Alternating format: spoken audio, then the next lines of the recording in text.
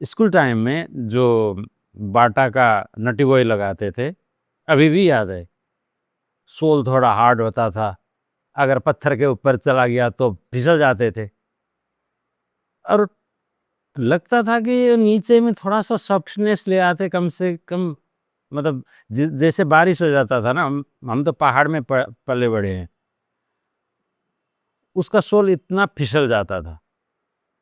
बाटा ने कभी ये याद नहीं किया, इसीलिए आज के दिन में हम लोग बाटा नहीं लगाते। हम लोग थोड़ा दूसरा टाइप का ब्रांड में चले गए जिसका सोल अभी एकदम नरम है, चलने में सुविधा हो, इसी ब्रांड में अभी आ गए हैं। ऐसे ही नटराज का वो पेंसिल और ज्योमेट्री बॉक्स अभी तक भी याद है।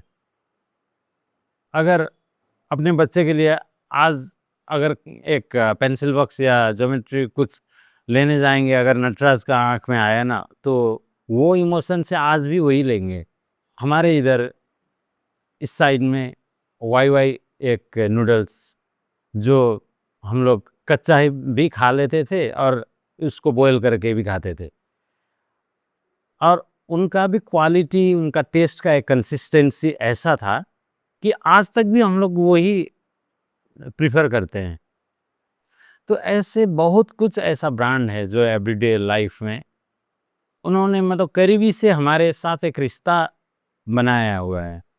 और बहुत सारे ऐसे ब्रांड्स हैं जिसका कभी भी उतना वो मतलब कुछ इमोशन ही उनके साथ जुड़ा ही नहीं, यूज़ किए और छोड़ दिए, आगे निकले। तो आज के इस एपिसोड में इसी तरह का एक्सपीरियंस जो फॉरगेटेबल और एक पर्पसफुल, यही बात करने वाले हैं। चलिए डिटेल्स में समझते हैं इसको। आप जिस तरह से बनाओगे उसी तरह से बनते जाएगा। ये ओवर द टाइम आप बनाते जाओगे। तो आप जो बना रहे हो अभी, आप किस तरह का ब्रांड बना रहे हैं? Visual confusion.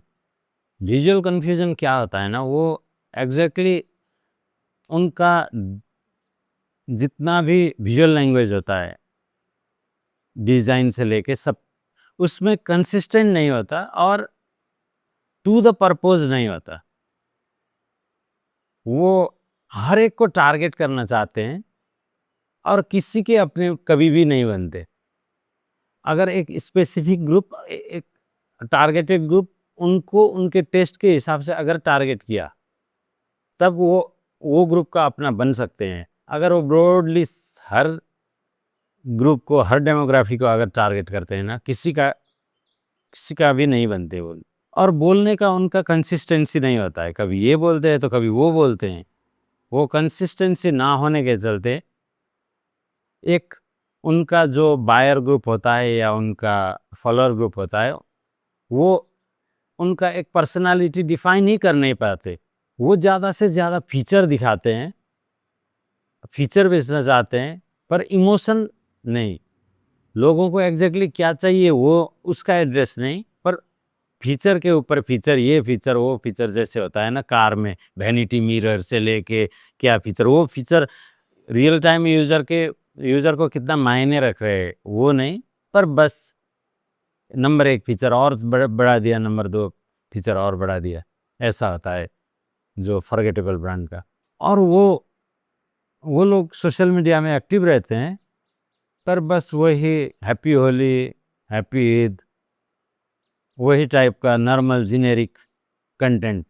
उससे देखने वाले को कुछ नया कुछ नहीं मिलेगा। वो नॉर्मल सा, वो everyday post kind of weak communication.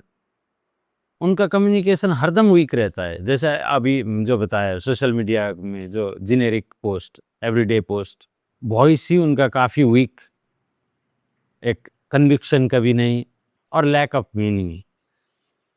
Lack of meaning मतलब एक शैलोनेस, खोखलापन जो होता है ना, वो आपको महसूस होता है। बड़े बड़े वर्ड सामने ले आते हैं, मतलब, पर जितना बड़े ब्रांड, जितना अच्छे ब्रांड होते हैं ना, उनका उनका बोलने का शैली, उनका उनका मैसेजिंग एकदम इतना इतना सिंपल सा होता है कि 5 साल का 10 साल का बच्चे को भी समझ में आता है। और जितना फॉरगेटेबल ब्रांड जो होते हैं उनका उनका मैसेजिंग ऐसा होता है कि वो मैसेजिंग एक मैसेज समझने के लिए ही पीएचडी चाहिए, ऐसा ऐसा वाला होता है।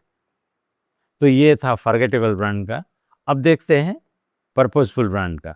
इनका जो होता है स्ट्रेटेजिक क्लियरिटी होता है। हर फीचर हो या हर फंक्शन हो, उस एक पर्पस होता है उसके ऊपर, और रियल यूज़र को वो यूजेबिलिटी है उसका, तभी वो बनते हैं।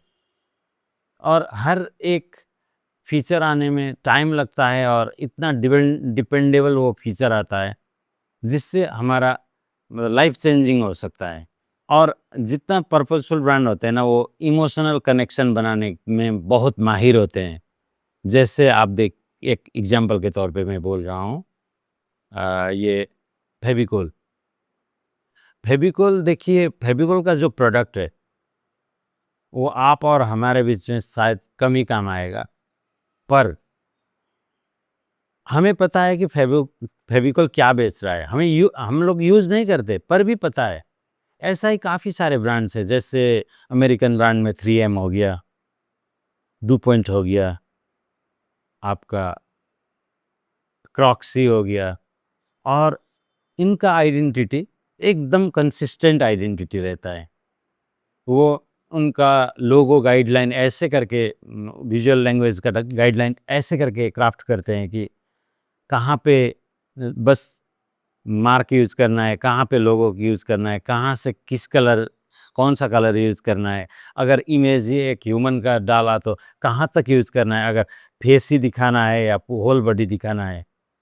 ये सब में वो लोग एकदम वो क्राफ्ट करने में वो बहुत आगे रहते हैं। तो आप एक पर्पसफुल बनने के लिए आपको क्या-क्या करना पड़ेगा? जो अभी तक मेरा एक्सपीरियंस में, नंबर 1 तो है आपको क्लियरिटी ले आना है। आपका बिलीफ क्या है? आप किस लिए ये कर रहे हो? आपका ब्रांड किस लिए बना है? पर्पस क्या है उसका? पैसा कमाना ही तो नहीं होगा। पैसा तो सबको कमाना ही है, पर अगर पैसा कमाना ही सेंटर में लेके ब्रांड बनाओगे तो वही फॉरगेटफुल ब्रांड ही बन जाएगा ना। और जो आपका ग्राहक है, कस्टमर है, उनका आपको दर्द समझना है।